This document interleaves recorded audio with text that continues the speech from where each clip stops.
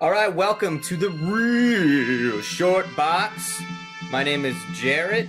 I'm Kevin. And I'm Donald. And today's show is going to be our favorite, maybe your favorite, 90s stories of comic books, Marvel, DC, whatever you choose. The 90s were a fun time, a wild time, a ridiculous time. And Very much so. And I think we all got some cool choices. Kevin is going to start us off. Kevin, what did you bring today? Well, this is a nice classic story from about 25 years ago. 25 years ago? 1992. How Wow. old are you? I guess I'm getting up there. I am doing the first Carnage storyline. It was 3 issues. Amazing Spider-Man 361 through 363 Mm-hmm. from Mark Bagley and David Micheline. And let me tell you something, fellas. Michelin tires. Yeah, something Yeah. like that. Michelente. Michelente. You know, I reread these 3 books. Let me tell you. You read these just before the podcast? About a day or so before. Wow, that's dedication Yeah, right That's there. dedication. Research. I mean, Yep. research. I mean, it's been 25 years, fellas. Since I God. read it. I remember buying these books from the Oh my God, you're so old. Wizard Comic Shop in New York, where I grew up. And Don and I are only 12, by the way. We're just a couple of 12-year-olds. Right, Oh, very yeah. young. Very This young. guy young. took us to his house, and Kevin's now kidnapped you. Yeah. All that We're good in a stuff. basement. In the If basement. you talking can- comic books. Talk- If you can comic help books. us, Tell please. us about Carnage. SOS. Send an SOS. And I get to call my mom. But fellas, let me tell you something. This was like a fun read. I mean, not only did I, always love looking at the old advertisements in these old comics from back in the day. It takes you back. I saw old new Super Nintendo Mhm. advertisements, but Game just Genie. Game Genie, Oh my Yes. God. all that stuff. But the story itself was awesome. Basically, from the very beginning, you see Carnage just doing his work. He's just killing people left and right. There's a news report that gets put out there. It starts out with that? Pretty much. This is the introduction of Carnage? yeah. And I like This is the first appearance? yeah, I'll show you. He immediately is killing people Yeah, in the first issue. Well, let's go back. He's just on a rampage. I mean, I've got basically, he's already Cletus Cassidy already has the symbiote attached to him. Essentially, I've got it's already there. the book in my hand here. Yeah, you'll see at the very beginning. You'll That's see- right. He's just out. You see So him. He's then- already there. Savage Genesis. He's already going at it. So, So what it was doesn't- what was it the doesn't go issue back? then where he gets the little bit of the symbiote? I remember I there was that believe issue. it's issue 347. I recall. If I recall, that's where where Eddie Brock breaks out of the The jail. symbiote breaks And him out. and, yeah, the symbiote breaks out, but like a piece of it kind of like spawned off and left there, and then Cassidy, of course, Oh, okay, And okay. then- That's the one I'm thinking of. So that's not in this issue. not in this that's one. in the prior issue. That's more like it was more like I guess a cameo appearance, but this is like the first full Gotcha. in his glory. Gotcha. Carnage. Let me ask you: is this a first print? Yes, sir. It is. It's silver though. The cover. No, that's not a first print. I don't I'm think almost it is. positive. Yeah, Sure. I'm pretty sure it's the second print. Oh, well, my bad then. Yeah, It's okay. It's still a good I'm copy. yeah, I mean, It's in great shape. But yeah, I think the first print was white on the cover, right? Yeah. It's like it had the white and stuff. and I know because when I got rid of my comics Your the comics. first time, one of the few I kept was the 3-part Carnage story. Yep, it says right here. Well, I probably have the first Second print. print in the It's USA. probably my other Look, box. then. we're not But, judging you. Right. I we're probably not- have it in I my other mean, box. I don't we have remember. the first Yeah. It's in print. my other box. So I you're had to just- pull, I had to pull something out. You're But anyway. just second print Kevin. That's funny though. I totally thought it was. I totally thought it was the origin in that first story. Me but too. No, it was that earlier one, just and like then an it just earlier is one. boom, he's Carnage. And here, boom, he's Carnage. He's going to work. But Cletus Cassidy was a serial killer before he even joined with the symbiote. Oh yeah, he was a bad fella. I like the silver cover better. Just And throwing that out there. basically, Spider-Man or Peter Parker, he's watching the news and he sees a story. And basically, before this happens, there's a student at the college that Peter attends gets killed. It's a friend of his. He finds out about it watching the news and he freaks out, and he's hearing on his way there these reports about a person with skin that that comes out, and living skin that comes out and attacks people, and so he's thinking it's Venom. He's like, oh my god. And then you go back and he talks about how he abandoned Venom or Eddie Brock on this Caribbean island. So he's thinking I basically remember that. That was a really good story. yeah, they're there, and he basically made Eddie believe that he killed him. He tricked him. He put his skull with put the a- Spider-Man It's right here. costume on. Yeah, Yeah. the skull of the Spider-Man costume. That was one of the first Venom stories I ever read. And Yes. that's when I fell in love with Venom. Freed from their driving hatred, Eddie and the alien were content to remain on the island, finding peace at last. Yeah, Yes. because he was like, I did it. He Yeah, did it. I got my revenge. So he's cool. He's happy. Right, yeah. So now he's freaking out. He's thinking, "Oh my God, Eddie's back in town. Oh no!" So he thinks it's it's Oh my him. God, look at this. What are you showing me now? So you're right. He's looking up he's looking up Eddie's cellmate now. Yeah, He's Cletus investigating. Cassidy. He's investigating him. Yep. But look who that looks like. Oh, the Joker. I know the that Joker. couldn't Completely be like the more Joker. Joker-esque. Yeah. Especially with the way his face And is. his hands are cuffed, and he's got that wild hair. It's like a sepia Well, the tone. funny thing is, Cletus Wow. Cassidy's face has a very Jokerish type smile anyway to it, Uh-huh. and no doubt he was patterned off the Joker. There's no question about it. For someone who's just What if the Joker got a symbiote? Yeah. yeah, that's pretty much what he is. Right. And the way he talks, actually, he talks like the Joker. It's just like chaos. The laws is just there just to control us. He's Although- a Southern Joker. I know you were a fan of the '90s Spider-Man cartoon. Oh yes. Do you remember when they introduced Carnage? It was like in one of the later seasons, Oh yeah. and they had him like a Dennis Hopper type. He was like, "Look out, man!" Yeah, yeah. he yeah, was yeah. like, "I got my symbiote, man, and Yeah. I'm crazy, man." Well, he's kind of like that in the comics too, Yeah, He's yeah, a yeah. little bit like that too. So it was a good tone of the character.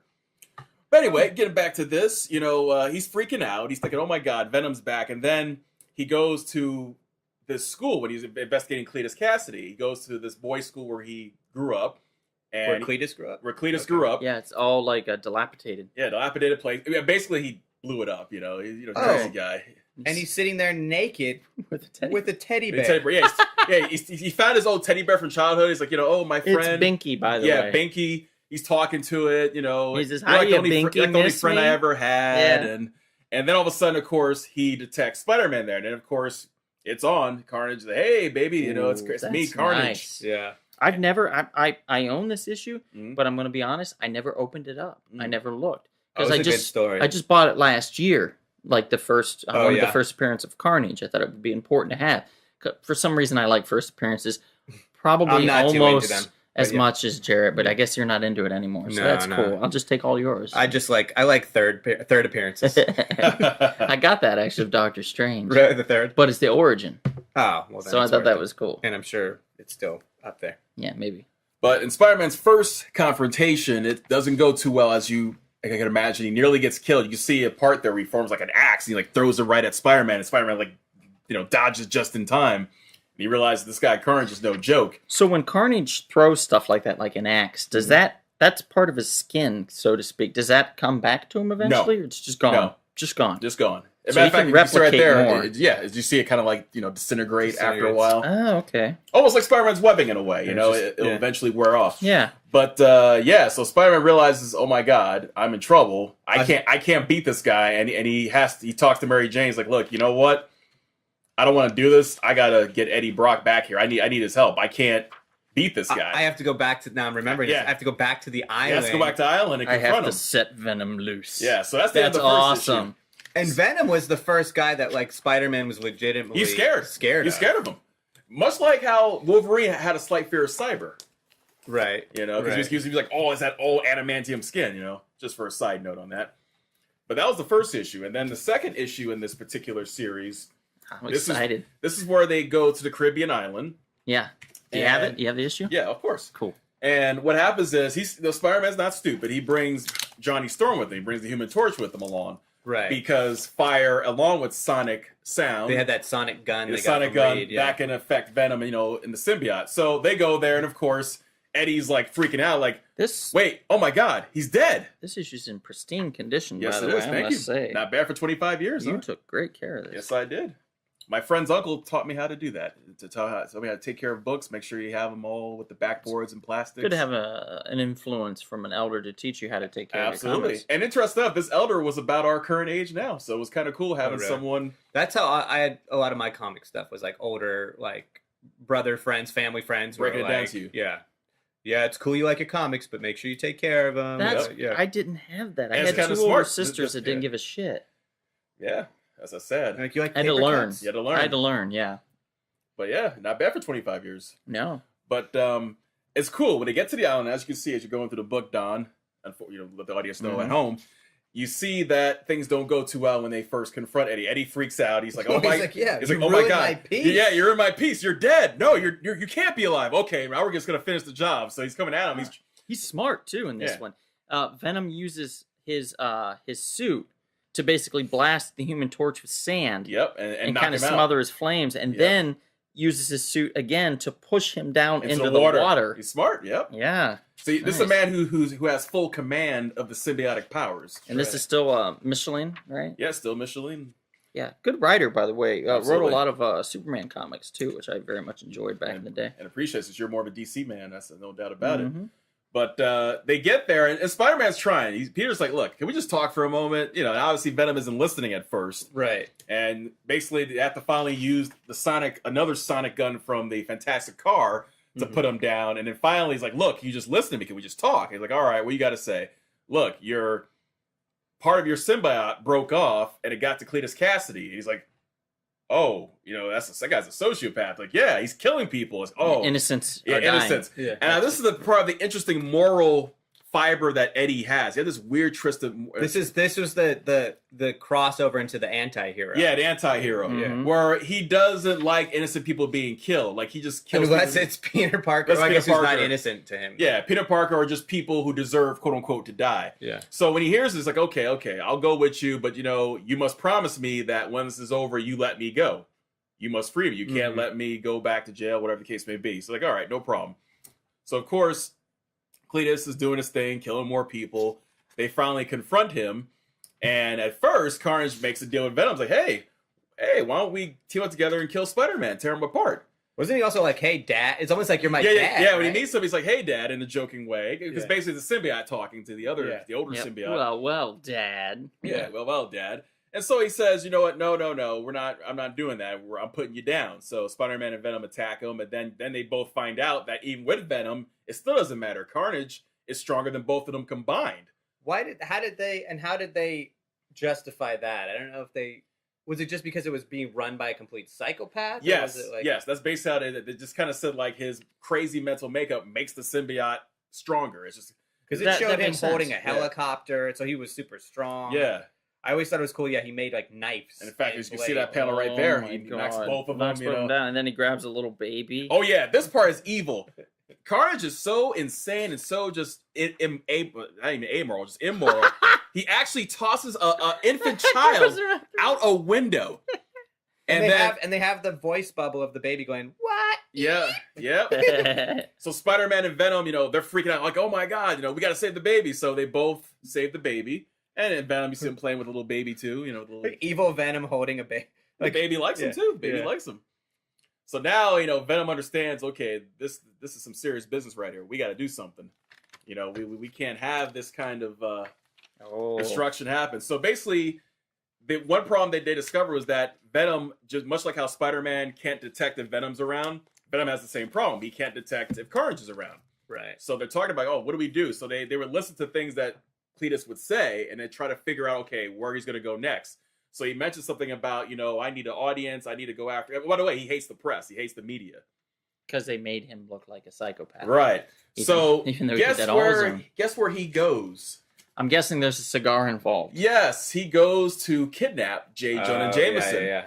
And that leads us to the final issue of this series, where J. Jonah Jameson gets kidnapped. And the funny thing is, you know how J. Jonah Jameson is. He gets confronted and he threatens him with his life. He's like, look, you can't kill me. I'm too important to die. I'm too important. Right on the front page. Right on the front page. I'm too important to die. I can't die. So he takes J. Jonah Jameson to a heavy metal concert. He's very much in heavy I metal. remember that. He goes, yeah, he was in the metal. He takes the Madison Square Garden. Wait, Yeah. who was in the metal? Carnage? Carnage. Cletus Cletus Cassidy. That's He loves, so weird. He loves heavy metal You would music. think he'd be into like banjo shit. No, he loves No, metal he's music. Cletus. Yeah, Cletus. That's true. But he takes J. Jonah Jameson to Madison Square Garden for a concert. Headbanger heaven. Yeah, Headbanger Heaven. And here's the funniest thing. When he gets to the concert, he gets on the microphone. He starts talking to the crowd. Hey, chaos, blah, blah, blah. I kill people. Are you down with me? Blah, blah. So there's one guy in the crowd, when he's giving a speech about, hey, guys, let's kill, let's do this and that. One guy actually says, yeah, he's right. This random dude takes a knife out and is about to stab somebody until Venom and Spider-Man, intervene. Wow. I mean, look at this. Look what he says. I've seen the light. Now let's see the blood. It's just crazy. Well, yeah, Cletus knows his audience. Yeah, Cletus knows his audience. So of course, J. Jonah Jameson, he gets free at first, but being an idiot, he's trying to make a phone call to report the story in, and then he gets recaptured. No, what a moron. Yeah, what a moron. And then there's another confrontation, of course. And basically what happens in the end to stop Cassidy, to stop Carnage, to basically get the symbiote off of him, they go to the sound speakers inside the inside. It always ended with sonic waves. Yeah, Always. the sonic waves. You know, so basically, you know, Peter just cranks it up, and while he's cranking it up, he's affecting Venom, Eddie Brock as well. So Eddie says it's okay, just keep going. We have an older, you know, symbiote, we can handle it. Just keep going. Just get that thing off of him. So it happens, and once Cletus is done, once Carnage has finally been defeated, you know, Venom, Eddie's little beef kind of recontinues. He grabs Peter, like, you know, yeah. and then just in time, Mr. Fantastic comes in with his sonic gun and zaps him again. And then he's put in a container unit, and that's pretty much it. And of course, Spider-Man and J. Jonah have a little brief confrontation about responsibility and whatnot. And then the issue ends with something that you would be familiar with, Jarrett. Who are those two people you see there? Oh, those are his parents, Peter Yep. Parker's parents, Yep. who were supposed to be like spies or something like that. Yes. Yeah, I forget. I definitely read more of that story because I remember the Shocker part. Mm-hmm. But yeah, if I remember, that it wasn't really their parents. I think the Chameleon was behind. I don't know. It was a whole. Chameleon's the best. Yeah, Chameleon's great. But I always basically, said they should do a movie with him and Mysterio. Mysterio. Yeah, I thought that'd cool. be the perfect That is a good movie. Illusions in disguise. Yeah. Yep, But like a espionage type Yeah. Spider-Man. That's true. I hear you. But in conclusion, this was a great 3-issue run. Sounds Yeah. like it. I mean, Bagley and Micheline, they hit it out of the park. They introduced this new villain into the Marvel Universe, into the Spider-Man rogue gallery of villains. And as you know, the following year, they would do another series, a crossover series called Maximum Carnage. Right, that's right, which everybody was in. Well, they Everybody. also, what I got to give them props for is they definitely were trying to, because Venom was he was so hot at that time. So like, They had to put Oh, him was in. he? yeah, no, he was. I mean, look how Attractive looking beefy man. and brawn. I mean, that guy is just Eddie Brock. Oh, I mean, yeah. come on. All those trading cards were worth money. Brock too, but rhymes Venom with- on it. Let's just say it rhymes with cock. I mean, but- the Venom trading cards were Yeah. worth money back then. It was Oh, like- everything Venom. Everything But Venom. the fact is, they actually made an original character. It wasn't like just like, which they did do later on. They kind of went a little symbiote crazy, and like Mhm. everybody had symbiote. It was just a little Yeah. nuts. Yes, But Carnage was an original character with staying power and is still around. still today. around. Donald, what do you got from us across the pond into another comic book company? Into another dimension, I have Emerald Twilight, Oh well, another classic. the Green Lantern Corps. Another classic storyline from the 90s. This is one of my. I'm going to be completely honest. Before this happened, I thought Hal Jordan was the biggest loser I've ever seen in comics. He's an old dude. He's got kind these of a boring guy. gray Yeah. sideburns. He was either a prick or he was just boring, Yeah. and I didn't care about either one of those. Until Ron Mars changed your heart. Yes, Ron Mars definitely, but then- there's then a Jeff Jones as whole thing about this that you Mhm. guys might not know and you listeners might not know as well. So I'm about to hopefully open some eyes and some ears. Okay. But Emerald Twilight basically is the whole story of how Hal Jordan went fucking nuts, lost his shit, and pretty much killed every Green Lantern beside himself. But you can understand why he lost his mind. Yes. So what happened was they did this. I don't know if you guys ever heard of this Death of Superman thing. Of course we did. Matter of Yeah, fact, came out in 1992 as But- well. But they did this thing where Superman died, you Mm-hmm. know, and he was fighting this character called Doomsday, and it was a big event. And then Big we event. talked about it on our death episode. Didn't you buy Yes, we like 8 prints of that back in the day? Didn't you do that, Jared? I would always, if something was polybagged, I always bought more than one of it because one to read and one to say. One to read, one to save. I didn't do that with that one, though. I actually had to buy one to save eventually, but I can only afford the second print to read Oh, at right. the time because when it first came out, all the shops were selling it immediately for $20. That's right. That's yeah. right. It The was like second an print was instant wall going for book. 10, Yeah.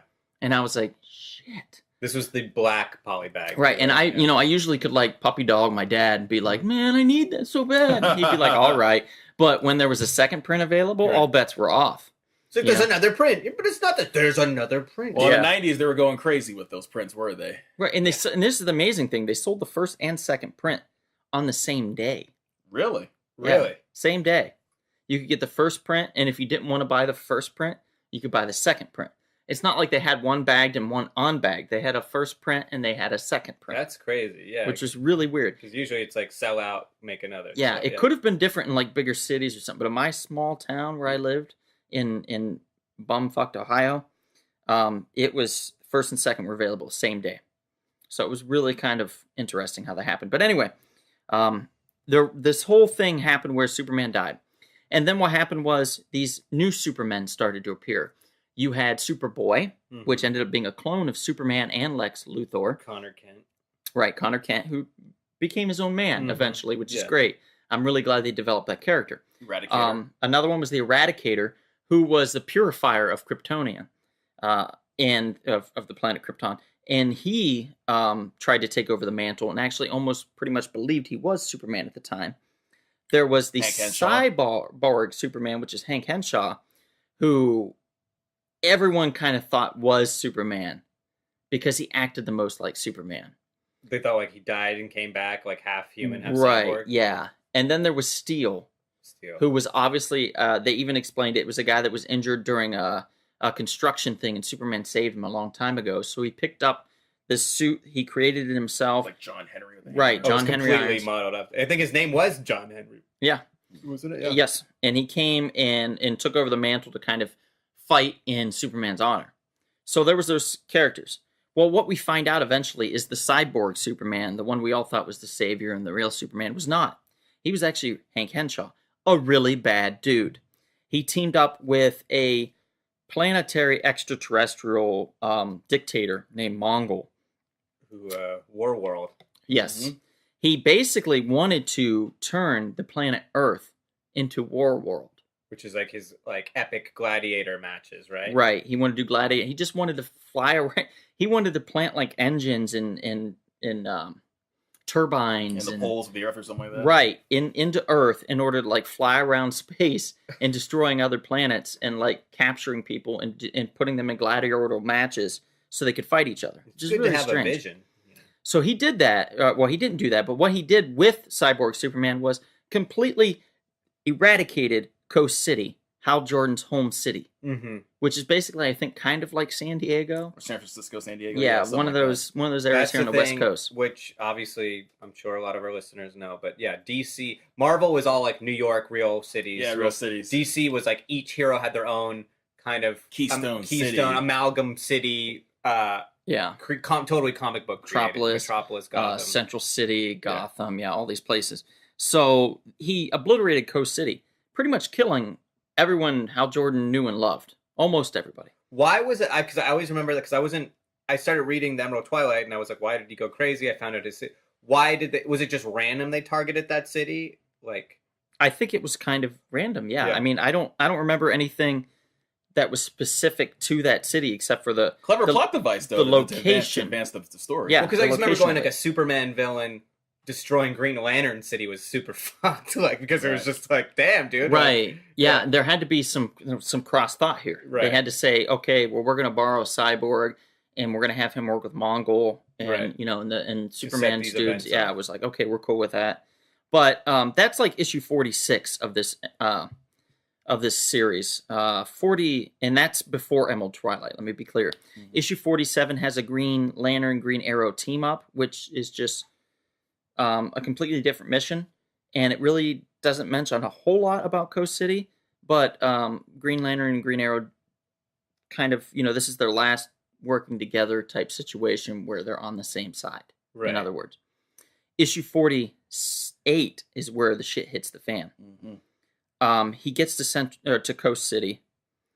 He finds out, he knows what's happened.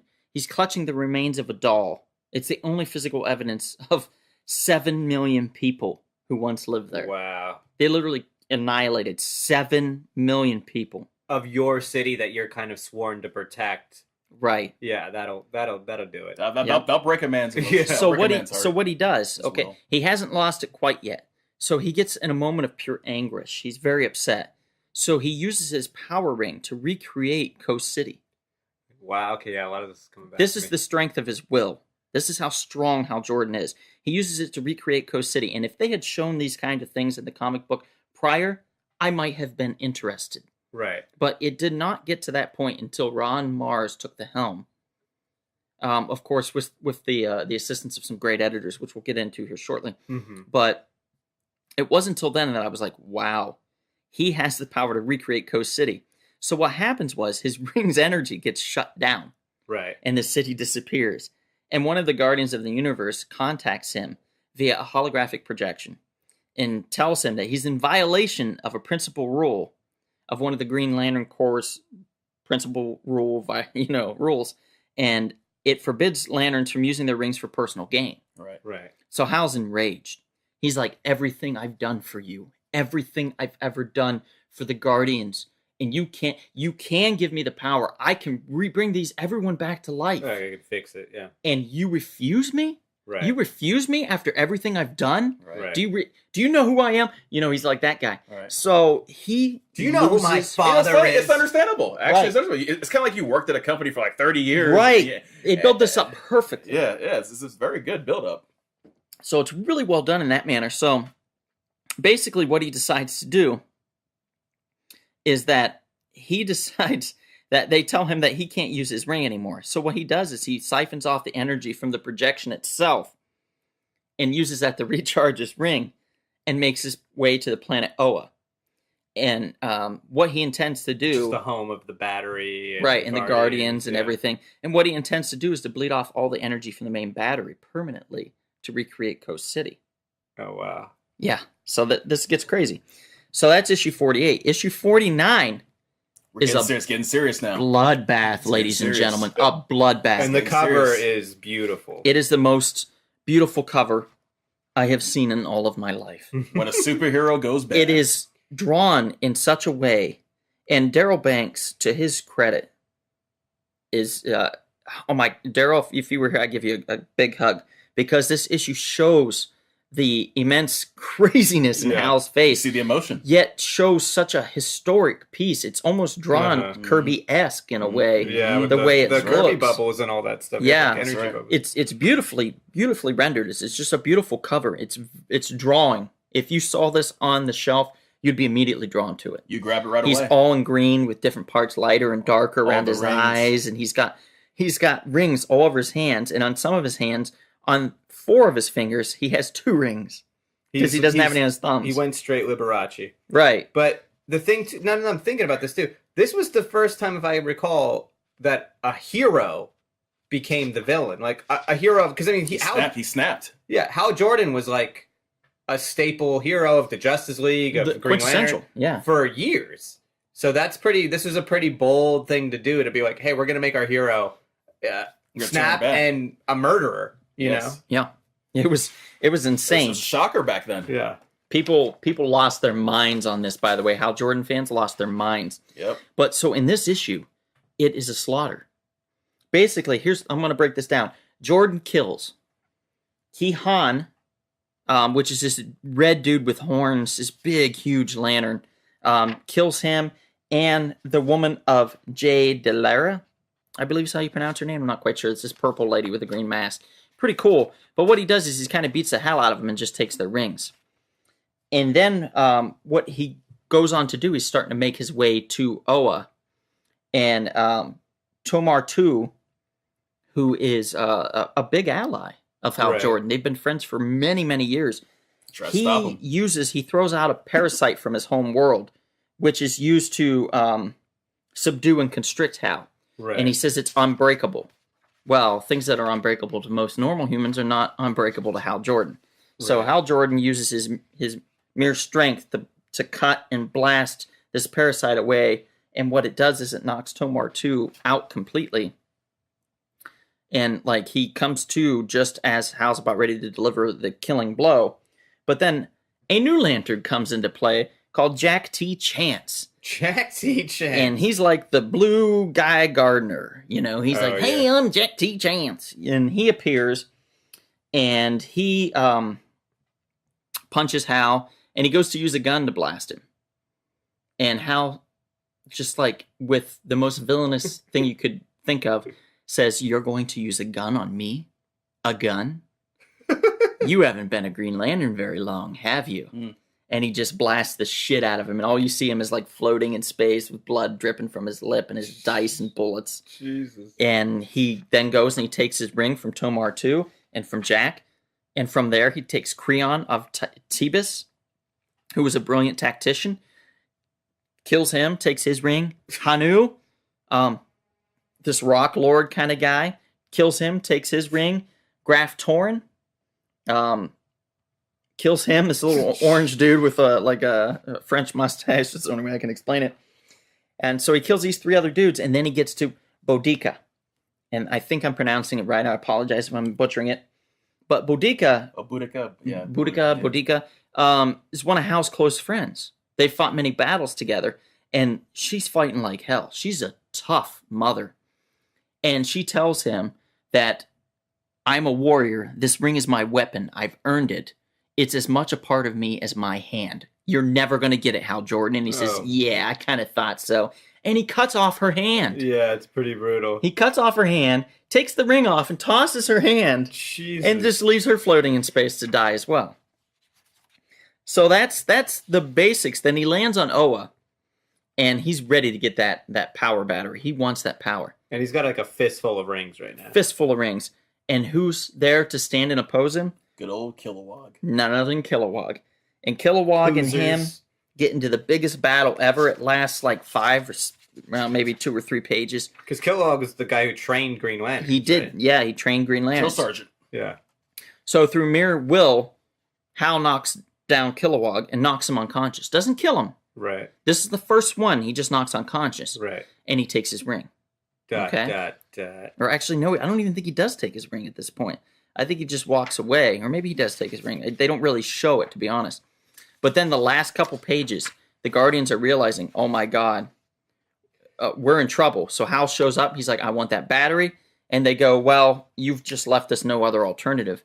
And out of the main power battery steps none other than Sinestro. Sinestro.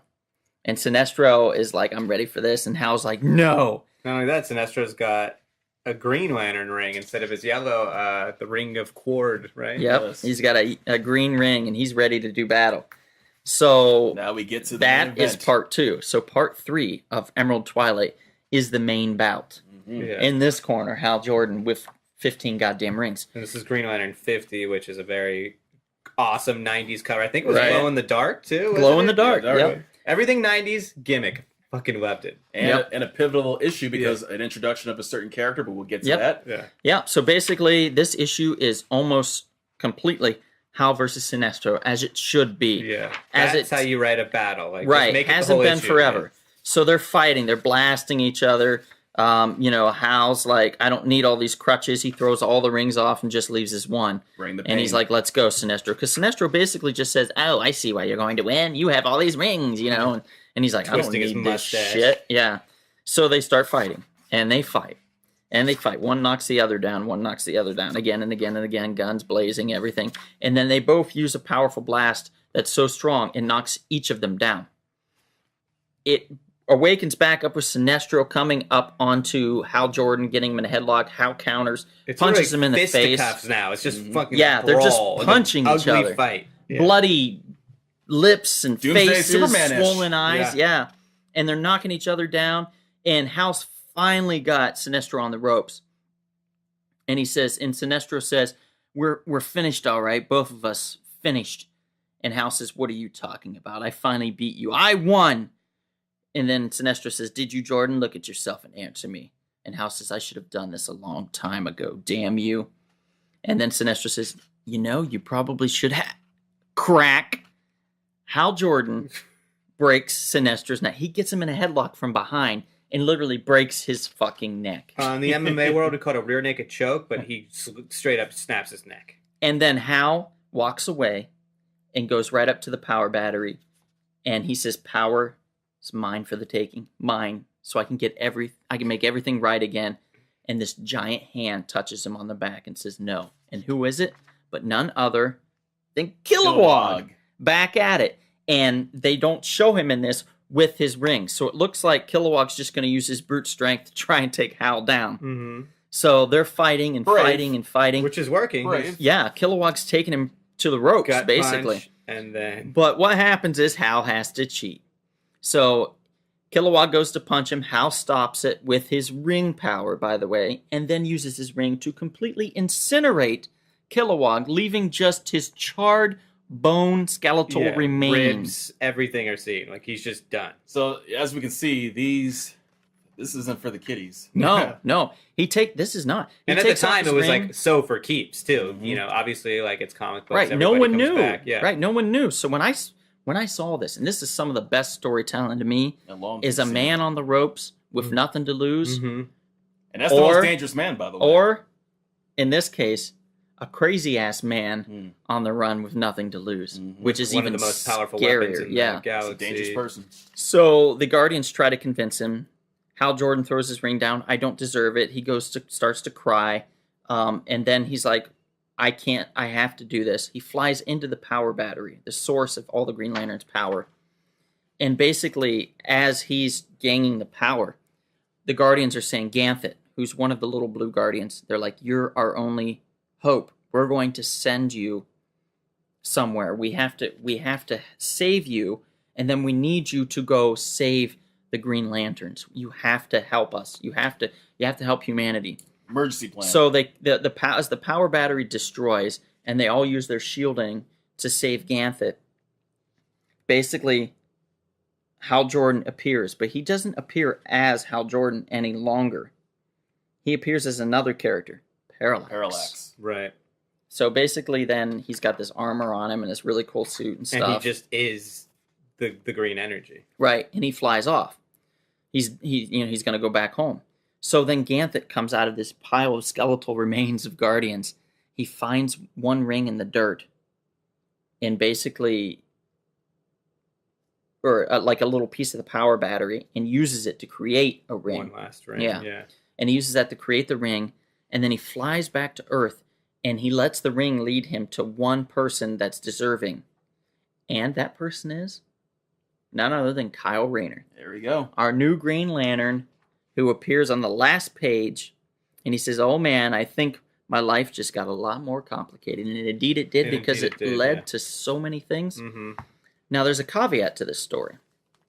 Originally, this story wasn't meant to happen. Really? I don't know if you guys know this, but originally, Emerald Twilight was supposed to be scripted by the regular writer of Green Lantern, Gerard Jones. And that was according to a Previews Volume 3 in 1993.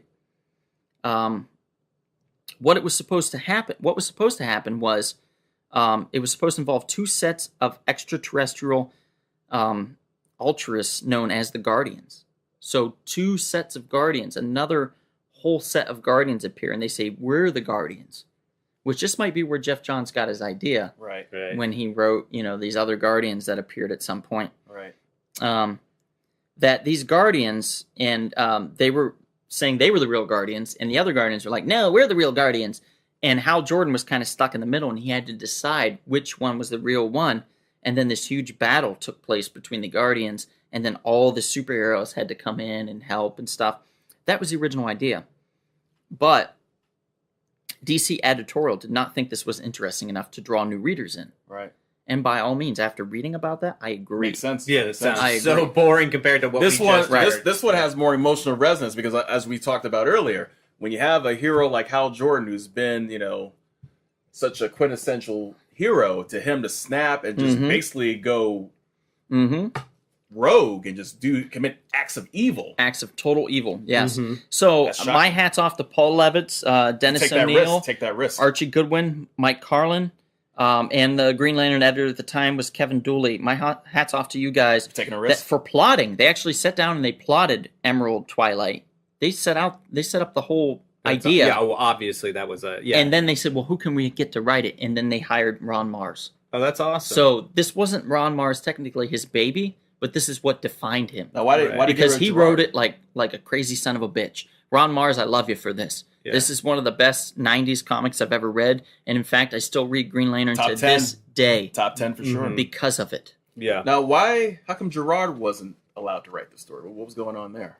Well, I don't know behind the scenes what happened. I would assume that Gerard was like, "Well, that's bullshit." This Probably is my... also not in line of like what I was already establishing. Right. and stuff like right. that. So She might have walked away. Yeah, because he never came. I don't believe he ever came back I to don't Green think so. Lantern after that. What a nice story to be given, though. Like as a writer, I can say for sure that would be like, Way to cut really, your I can teeth. have that. Thanks. And to piggyback on what you said, Ron Mars in many ways set up Jeff Johns' run later on in the 2000s. Oh yeah. There's no doubt that I mean, we definitely knew that Ron was a little on his way out in the later run of Green Lantern. I mean, because he wrote the book for what, almost 100 issues, Right. if not. right I mean, he wrote the book for forever. up Right. to early 2000s, I believe. Yeah. So, I mean, anybody runs out of story. Right. Ask Dan Jurgens. Anybody runs out of story when it comes to that many issues. Even Chris Claremont. Yeah. So, my hat's off to him too for writing it for as long as he did and still making it relevant. And I stuck with him to the bitter end, by the way. Right.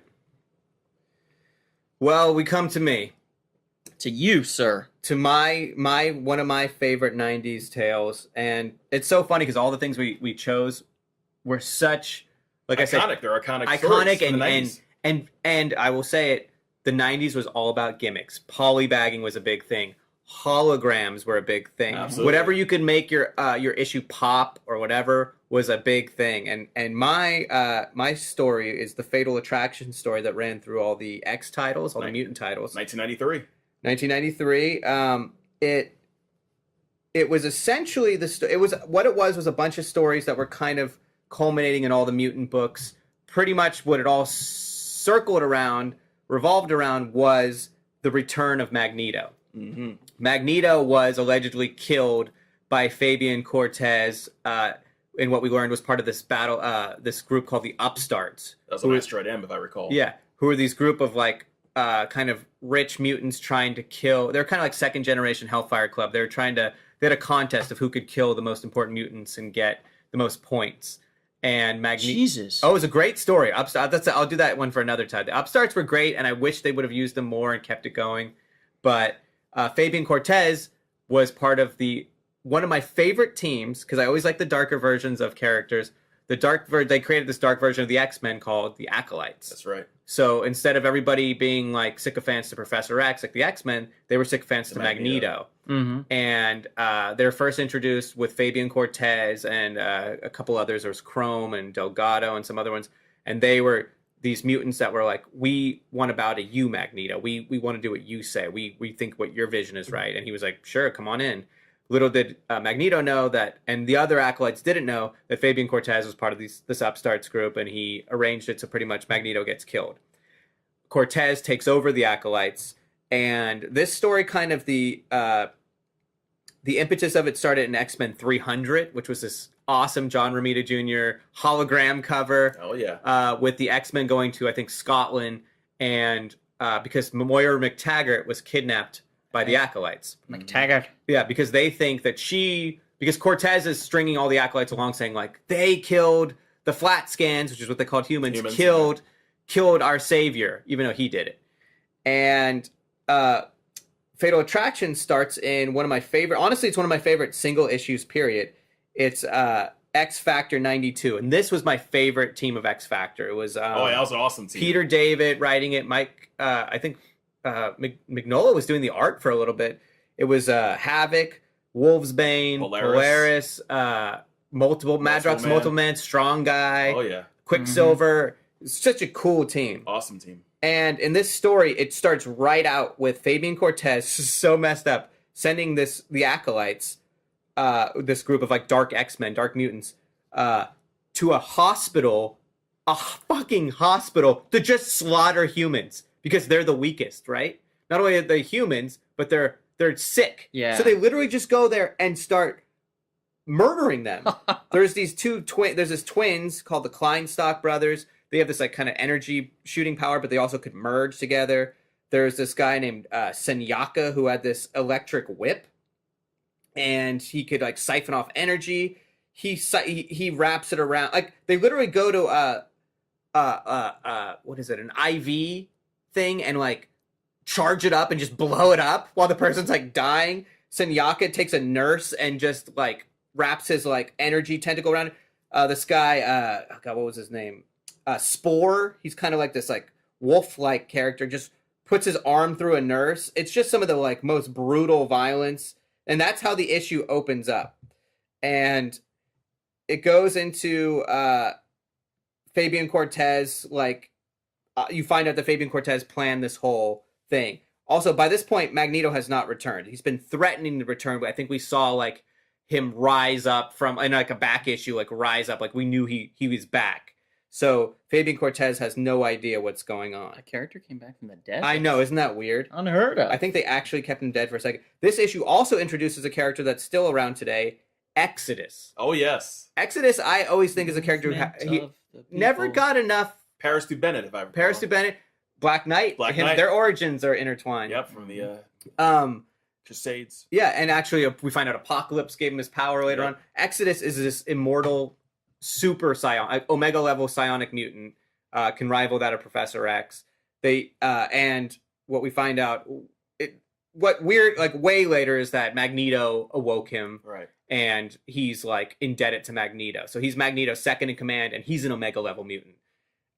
So he comes and he just shows himself to the X Factor, and they're like, "Hey, buddy," and he's like, "Yeah, see you later," and just like disappears. And they're like, "What the fuck was that?" And they're on their way to go fight the Acolytes. They're gonna go find them. Mhm. So, they find out X Factor.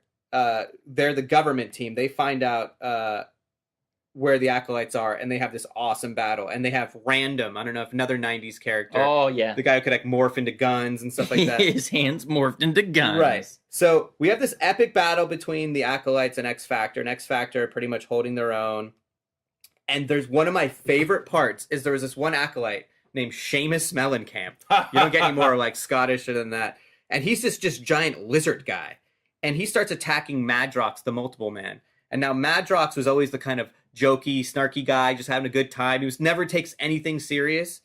And he's getting ripped. I was going to say symbiotes. His clones, his dupes, are getting ripped apart by this guy. And like, he's feeling that. And he's going, oh my God. And Seamus finally finds the quintessential Madrox, starts gouging his eyes out. Oh boy. And Madrox, in just a survival mode, it's one of the coolest death scenes ever, shoves his hand into Seamus Mellencamp's mouth and makes a dupe inside him and rips him apart. Oh my god. And he's in shock. Like, he's just like, I can't believe I did it. Whoa. But it's fucking, it That's made me sick. just become a Madrox fan. Like, I mean, I always liked him. Never knew that. See, folks, back in the '90s, they brought the pain. They brought the pain. Yes, they did. And then we find out that this whole thing was orchestrated that so Fabian Cortez could get Quicksilver, who was part of X Factor, to join them because he's the sire of yeah, he's the son of Magneto. Quicksilver's like, fuck you, and he leaves. The next part of the story goes into X-Force 2. I mean, in X-Force 25, where the team goes against Exodus. It's a pretty just standard battle. This is when X-Force was being led by Cable, and Cable was like, we're an army, and it's got members of the New Mutants, got, Sunspot. Like a mutant Navy Who SEALs wrote that team. one? It sounds pretty boring. Oh, I think it was Fabian Nicieza, your Fabian. favorite guy. Damn you, Fabian. So Exodus comes in, and he introduces himself properly by beating the shit out of The team. the whole team. And his psionic powers are completely They're no joke. no joke. Then we see a man return in robes. Eric Venture. Mm-hmm. Magneto.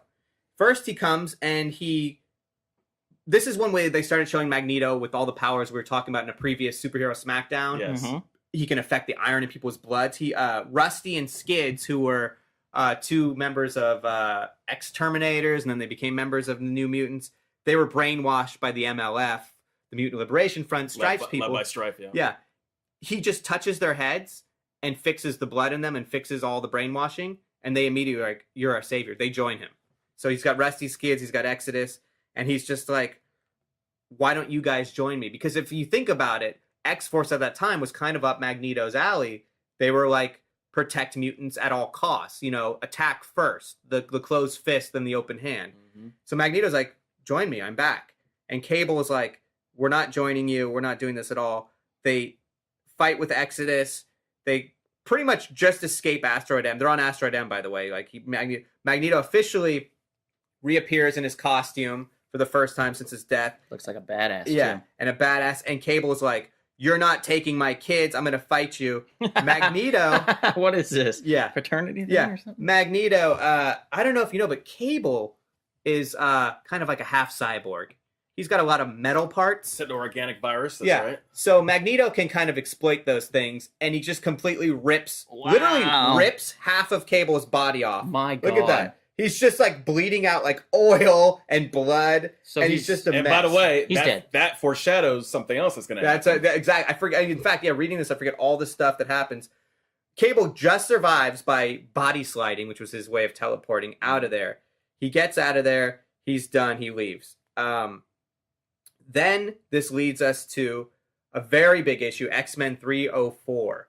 This was, remember the legacy virus was going around? Mhm. And the first person it took, Giving everybody cotton candy. yeah, it was giving everybody cotton candy. Right. First person to kill was Colossus' sister. Ileana Rasputin, a.k.a. Magic. Yep. So I think it starts out with them. Oh, no, it opens with all the acolytes beating the shit out of Fabian Cortez because Magneto has come back and been like, I'm back. Oh, by the way, that guy's a traitor. The guy who's leading you, he's a piece of shit. So they're going to fucking murder him. Oh yeah, Exodus I think is the one who officially does the deed. Exodus is the one who, he's just sitting there like adjusting his sleeves. He's like, look, you guys don't know what's been going on. Magneto's back. This guy's a fucking liar, and he's the guy that killed him. Exodus blasts his ass. Pretty much, I think at this time you thought he was dead. Then we cut to Magneto and Asteroid M. He's remembering. Actually, I think it's Avalon. Avalon. You're right. He called it Avalon. That's right. Because he was going to be the savior. So then it's just a bunch of, we see Colossus kind of being Yawn. super depressed, boring. There's some boring stuff. Then we cut to the funeral for Ileana, Oh. interrupted by Magneto. Magneto now in his full glory is like, I'm back. Did he come with flowers or No flowers. And Flowers of Mutant Brotherhood. he did bring some guests, uninvited guests. He brought the Acolytes and okay. Exodus. Nice. Not the best thing. Starts off by Wolverine. The thing about Wolverine and Magneto is just so great is Wolverine's such a badass, but with Magneto, it's like never an issue. He's just like, yeah, Wolverine, why don't you go sit in the corner over there? You're all metal, buddy. Go sit in the corner, which is what he does. Then, what Donald's laughing at is Wolverine comes up, he tosses Wolverine aside, and then he busts up Professor Xavier's wheelchair. Professor X is like, oh my God! Bust it up. Then this is what's great. Everybody's like, all the acolytes are he goes, Senyaka, I want to talk to you. Senyaka was that guy I was telling you about earlier with the psionic whip that he was killing a nurse with in the beginning.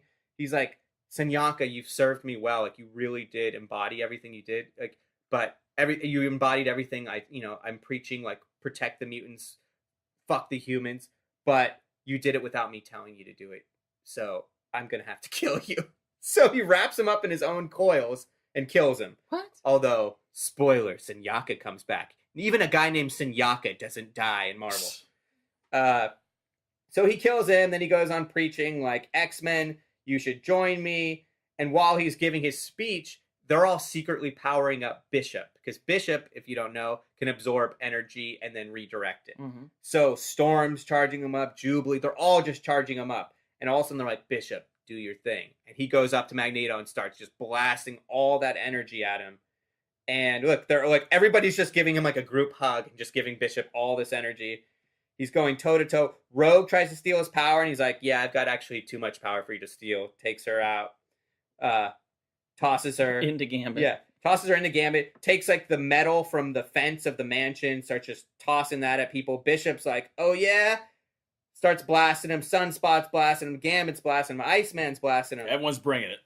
And this is what I forgot about the story. A huge betrayal. So as this is all going on, remember, this is the funeral for Ileana Rasputin. So Right. her brother is Peter Rasputin, Colossus. Colossus doesn't really have much to believe in the dream anymore, of Professor X's dream, when his little sister Got is killed. fucking dead. So he's just like, Bishop, crack, back, nails Bishop right in the spine, knocks him down, lifts up Magneto, and is like, I think you're right. I'm going to go with you. Shit. Yeah. Yep. Charles Xavier's like, what the fuck are you doing? Don't leave. He's sitting Give me there like, my wheelchair yeah, back. give me my wheelchair back. Magneto's like, dude, I'm sorry. It's over. See you later. They're like up, flying, drops him. Archangel catches him. Colossus left. It's like the ultimate betrayal, the ultimate fucked up thing. You know what it kind of reminds you of? You remember, like, back in the old day, we used to watch wrestling. It would always be like a surprise when some major, good guy character yeah. would He's got a turn. chair. Hollywood He's Hulk got Hogan. a yes, chair. yes. Yeah. Oh my goodness, So let me just mention this, since we did talk about a superhero SmackDown with Magneto before. Mhm. We've just seen Magneto take on and pretty much defeat the entire X-Men. The X-Men, X-Force, and X-Factor. Yeah. So Yeah. Superman, Yeah. bye. Yeah. Now the story, there's three Proves your more point. parts, but the story they kind of really, because they literally had to like, we want to cross it over into all the issues. Excalibur, we gotta throw him in So there. the Excalibur one, I'm not even going to really talk about Right. because it was such a shoehorned in Right. thing. The Wolverine one was the aftermath of the issue I'm about to talk about. Right. Captain X-Men Britain. 25, I recall. Captain Britain's in it, but Captain I Britain. don't even know if he's in that issue, or if He's he in is, he's just like, hey, I'm here. He's there. Yeah. He's just there. I'm here for a little bit. But in X-Men 25 Oh yeah, another is- famous issue. is the Vengeance. Okay, so now Professor X is like, all right, and the government too is like, we can't have this dude, this crazy guy in the White House. I'm sorry, this crazy guy in Avalon. Please do something about it. We have to do something about it. Professor X is like, let us take care of it. And also, fuck Magneto. He just took Colossus from me and beat the shit out of me, and he fucked up my wheelchair. A Yeah. piece of shit. So Professor X is like, and first off, Magneto, just to show his power, I think like sends an EMP wave throughout. And there's your Captain Britain just having his tea with Nightcrawler. See that? I think he sends an EMP wave like throughout the world.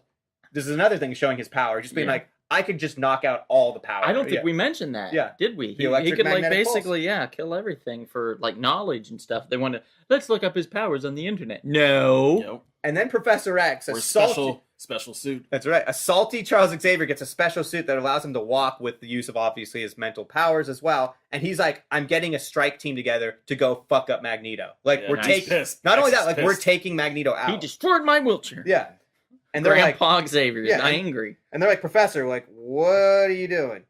And he takes Gambit, Rogue, Wolverine, and Jean Grey with him. They go to Avalon. Colossus is now an official acolyte. I think he senses. Oh, that's the one thing where Colossus was still kind of loyal. He sees that some people have teleported on to Avalon, and the acolytes are like, "What was that?" And he's like, "Oh, it was nothing," in his Russian accent. And so he knows they're there. He's just going to let it play out. So they do some. Oh, I think they did some. Oh, and Quicksilver comes too because you got to have the sun. They pretty much do a thing where they send all the acolytes into escape pods and get them out of there so they can just have Magneto. It's all rigged. Even Exodus. Who sends the people out on escape pads? Professor X and the X-Men rig it so there's like some teleportation device in there that allows the acolytes It's kinda to hacked in. Oh, they just Yeah. start disappearing. Yeah, Yeah, they hacked so it. like, Okay. so he's pretty much like teleporting them all out of Gotcha. there, and you see Exodus going like, "No, Master!" Like he just gets sent out into an escape pod. So now Magneto's like, "All right, let's do it." So now the battle's starting. Two major things happen in this battle. Yeah, Rogue immediately gets wrapped up. They decide obviously they're gonna attack his mind. So because that's one of the only ways to do it. So Jean Do they Grey, high five? Jean Grey and Professor X do some random high five because they're gonna go work on his. But while they're trying to attack his mind, which is not easy because his helmet, he's got some kind of resistance to it. The other X-Men got to soften him up. Gambit sends a card straight to his face, which is pretty brutal. And Magneto gets pissed off and just tells him to shut up by throwing a piece of metal at his face, slicing his face. Rogue takes a punch. Quicksilver takes a punch. They are immediately bitch slapped down by Magneto. Get his helmet knocked off. Yeah. Then Wolverine. When will you ever learn? Why did you even bring Wolverine with you, Charles? Right. Wolverine, and this is where you could tell they were like, we can't show the blood, even though they could show blood. Wolverine slashes Magneto like really bad, and he's got not one scratch on, like his clothing got. Well, that's because because he can use the iron in his body to coagulate right. his blood and stop it from dripping. So Magneto is pretty much like, I don't know if that's true, but well, no, because he looks like he's pretty hurt. He's like, you gutted me, you piece of shit. He's like, all right, Logan, I'm done with it. Yeah, I'm done with this. Like literally, we've been doing this for years. I've been playing with kids' gloves. It's done, and this is the issue where he rips out all the adamantium out of and Wolverine. it just looks like he liquefies it. Yeah. and rips it out of And his just body. rips it out of his it's body. all coming out in like little snake-like slithers out of his skin. Right. It's really cool. And the Wolverine issue after this deals with him. The After Effects. The After Effects. He's going to go solo because, you know, he's a loner. And then we also find out he's got bone claws. So his claws were always there. Old bone claws. Yeah. They were always there, but the adamantium coated them. So that's also the last straw for Professor X. Professor X He snaps. snaps and is like, that's it. You can't fuck with my X-Men anymore. And mind wipes Magneto. Kind of the same thing that Magneto just did to Wolverine. Like, I'm done with you. Like, we're done. We're not doing this anymore. Professor X is like, we're not doing this anymore. Like, you're my friend, but you've gone too far. Completely mind wipes him. And that was a story. And Turned to catatonic. He's Yeah. almost like a He's a vegetable. States. Yeah. Vegetable. and that was a story they actually kept for a long time, where Magneto And was like, This event led to something else in the future. was it Onslaught? Yep, the That's creation right. of Onslaught. That's This right. is why Onslaught. That's right. Some of yeah, that'll be for another 90s day or 2000s, whatever that was. So they leave him at the end, a vegetable with Colossus to take care of him, and there's just this epic, almost like Frankenstein monster, Colossus holding this vegetable, Magneto, just in this destroyed Avalon, and it's just a great. But it was it was one of those stories that was just fun all the way through. Yeah, like, and it was two epic things happening. yeah. I mean, besides that issue by Fabian, it all looked really good. Yeah, totally. So yeah, like I said, there's a Wolverine and there's an Excalibur, but they're so just like, well, they're mutants and we got to give them a story too. But the story was literally done. Like the Wolverine one's good because it's like the aftermath. The Excalibur one was fun, but there was just nothing, Really going no on. point. So yeah, Fatal Attractions was my story. Yeah, I remember for Christmas one year, my parents gave me, it was a big plaque, and it had all of those holograms just as cards Mm-hmm. in the plaque. Oh, Not cool. the books, but just the cards, all of the hologram cards, and it was like limited edition and stuff. Don't know what happened to it. Somewhere back home. In but, the attic. Yeah, somewhere. But much like that plaque that I had, I think we're going to have to put this episode in the attic. Yeah, And it's done. It's over. It was fun, it. fellas. yeah. Yeah. Thank you all for listening. Please check out our video broadcasts that we have on YouTube, which you can see our pretty faces. Subscribe, rate, review, all that stuff. Support your local comic book shop. Tell your friends. Yep. Tell And, people we don't like either. I'm Jarrett, I'm Kevin. And I'm Donald. and we'll see you at the comic shop.